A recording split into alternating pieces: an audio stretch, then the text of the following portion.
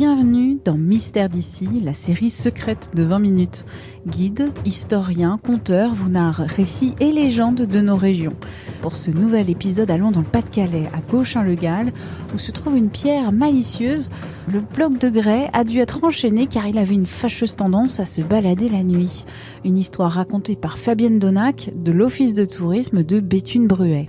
La légende du Gall a donné le nom au village auquel elle est attachée, Gauchin-le-Gall. Gauchin-le-Gall, c'est un petit village qui est situé à peu près 18 km de Béthune, sur l'ancienne chaussée Brunehaut, une ancienne voie romaine, dans les collines de l'Artois. Et l'Artois, c'est vrai que c'est un territoire, c'est une terre de légende. Nombreuses sont les légendes qui font souvent peur, mais c'est vrai que celle du Gall à Gauchin-le-Gall porte plutôt à sourire. En fait, on trouve sur la place du village un caillou qui a la forme d'un gros galet, un caillou mystérieux qui est enchaîné à une autre pierre scellée au sol, et ce caillou, c'est le Gall. En fait, il est difficile de connaître l'origine exacte du Gall. La légende raconte que chaque nuit, ce gros bloc de grès vagabondait dans le village et allait se placer devant la porte des maris trompés.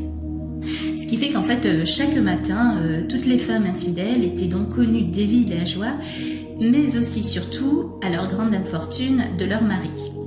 C'est la pierre qu'on appelait la pierre de l'infidélité. En 1914, durant la Première Guerre mondiale, il y a un officier britannique qui aurait volontairement déposé ce Gall devant la porte d'une villageoise en guise de vengeance, tout simplement parce qu'elle aurait refusé ses avances. Et en fait, cette dame, vexée, décida d'enterrer le gros caillou dans son jardin. Mais malheureusement, il en fallut un peu plus pour le caillou puisqu'il reprit de plus belle ses escapades.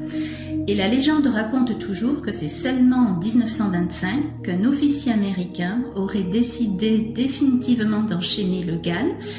Et dès lors, la paix est enfin revenue dans les ménages et dans le village de Gauchin-le-Gall. Il y a de nombreuses légendes liées des pierres mystérieuses dans l'Artois, les menhirs ou pierres jumelles d'Agde par exemple, mais il y a aussi le dolmen de Frénicourt, sur la commune de Frénicourt-le-Dolmen, qui porte aussi son nom. La légende qui est attachée à ce dolmen, c'est la table aux fées, la légende de la table aux fées. On raconte qu'à certaines périodes de l'année, il y a des fées blanches qui dansent autour du dolmen, et malheureux aux passants qui se trouveraient là, car ils sont entraînés sur le dolmen dans le monde des fées.